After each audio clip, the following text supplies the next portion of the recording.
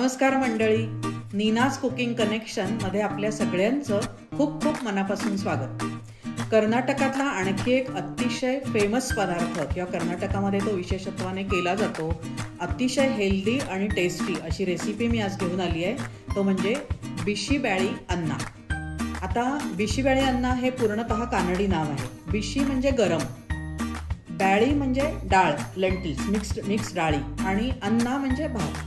तर डाळ भात आणि त्याच्यामध्ये आपण भाज्यांचं कॉम्बिनेशनही वापरणार आहोत आणि मसाले वापरणार आहोत काही. असा एक ह्या सगळ्याचं मिळून एक छान अशी डिश बनणार आहे, चांगला असा भात बनणार आहे, बिशीबेळी अन्ना. तर आपण लगेचच बघूया त्याचं साहित्य बघूया. ही आहे तुरीची डाळ, त्यात थोडी मसुराची आणि मुगाची, असं मिक्स डाळी घेतल्या आहेत मी, जास्त पौष्टिकता वाढावी या दृष्टीने. त्याच्यानंतर हे आहेत तांदूळ, तांदूळाच्या निम्मे डाळ घेतलेली आहे. जे काय आपला हिशोब असेल ते तांदूळ एक घेतलं तर डाळ अर्धी घ्यायची. त्याच्यानंतर आता हे मसाले सगळे आहेत. हे आहे सुकं खोबरं 2 टेबलस्पून आहे. हा धने आहेत 1 टेबलस्पून, जिरं 1 टीस्पून आहे, थोडेसे मेथी दाणे आहेत म्हणजे अर्धा टीस्पून. त्याच्यानंतर 1 हिंगाचा मध्यम आकाराचा खडा मी थोडा बारीक करून घेतला आहे, आणि हे मिऱ्याचे 8 ते 10 दाणे आहेत.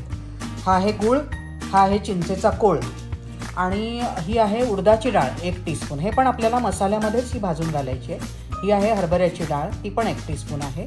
त्याच्यानंतर ह्या सुक्या मिरच्या आहे, 4-5 बॅडगी मिरच्या घेतल्यात मी, आणि हे आहेत कढीपत्त्याची पानं, आणि ह्या आहेत भाज्या. मी याच्यामध्ये गाजर, फरसबी, बटाटा आणि मटार असं घेतलं आहे. तुम्ही तुमच्या आवडीनुसार ह्यातल्या भाज्या थोड्या कमी जास्त कुठल्या आवडीच्या घेऊ शकता.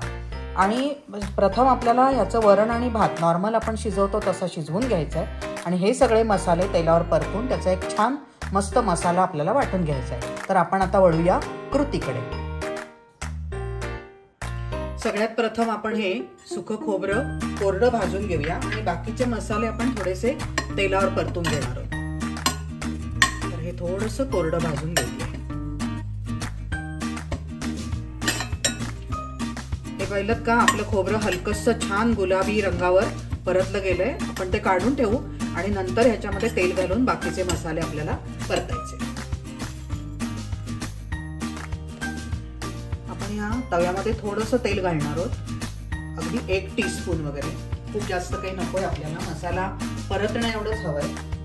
त्याच्यामध्ये त्या ज्या डाळी आहेत 1 टीस्पून घेतलेल्या, त्या दोन्ही डाळी घालते मी.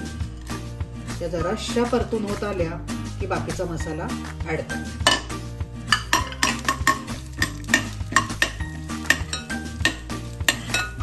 या डाळी थोड्या थोड्या भाजायला लागलेल्या आहेत. आता मेथीचे दाणे घालते, त्यानंतर जिरं घालूया, त्याच्यानंतर धने, त्याच्यानंतर हे मिऱ्याचे 10-12 दाणे आहेत ते घालते, आणि हा हिंग मध्यम आकाराचा एक छोटा खडा घेतला होता तो घालते. आता हे सगळं आपल्याला जरासं छान परतवून घ्यायचंय.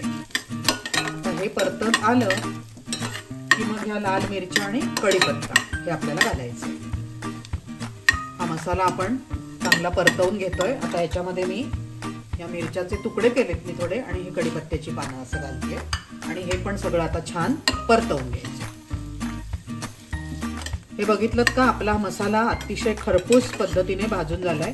मी आता गॅस बंद करते आणि हा मसाला थोडासा गार करण्यासाठी या प्लेटमध्ये काढून ठेवते.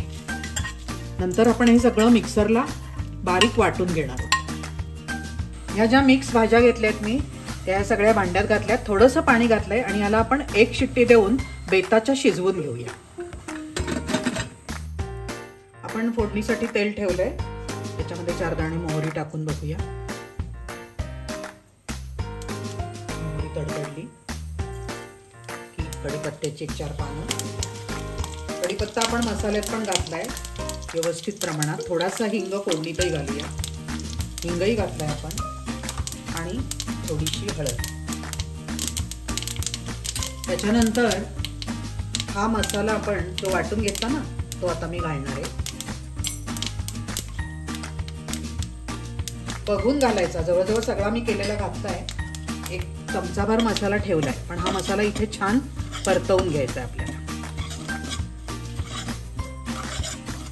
जरा हा बघितलं का, मसाला छान परतवून झालाय, आणि आता आपण त्याच्यात ह्या वाफवून 1 शिट्टी करून घेतलेल्या भाज्या घालूया. भाज्या जराशा परतवून होत आल्या, वा मस्त मसाल्याचा स्वाद इथे यायला लागलेला आहे, खूपच छान. याच्यानंतर आपण चिंचेचा कोळ जो करून घेतलाय तो घालूया. साधारण 2 चमचे चिंचेचा कोळ येतो. नंतर याच्यामध्ये गूळ घालूया. गूळ आपापल्या हिशोबाने घालायचा आहे. त्यानंतर इथे मी मीठ घालते.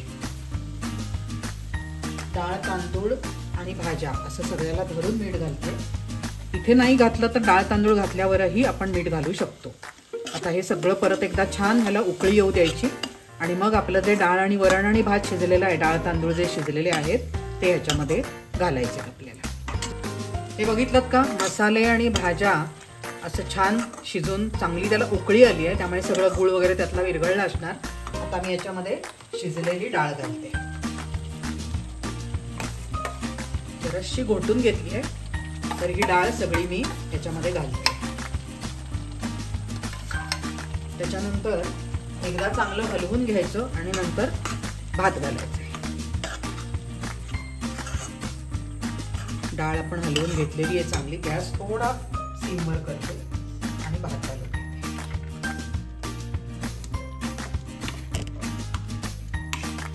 हा भात मी याच्यामध्ये सगळा घालते.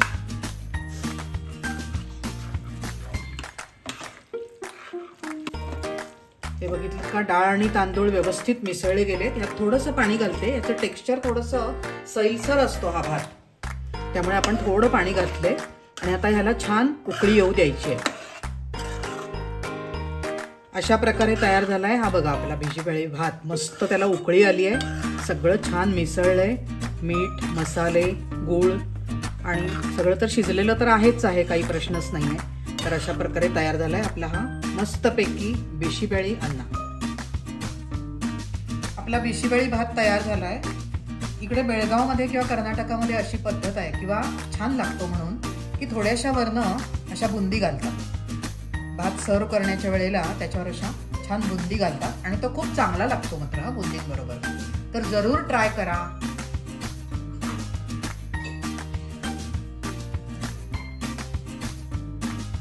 तर मंडळी, कर्नाटक स्पेशल भिशीबेळी अन्ना ही रेसिपी तुम्हाला कशी वाटली, आवडली का? जरूर करून बघा. खूपच छान लागते, अतिशय हेल्दी आणि टेस्टी. 1 पॉट मील केल्यासारखं आहे ते, त्यामुळे खूप छान होते. माझा व्हिडिओ आवडला असेल तर त्या व्हिडिओला लाईक करा, त्याच्यावर कमेंट करा, इतरांसोबत शेअर करा आणि नेहमीप्रमाणे नीनाज कुकिंग कनेक्शन या माझ्या यूट्यूब चॅनलला जरूर सबस्क्राईब करा आणि आपण परत भेटत राहूया. धन्यवाद.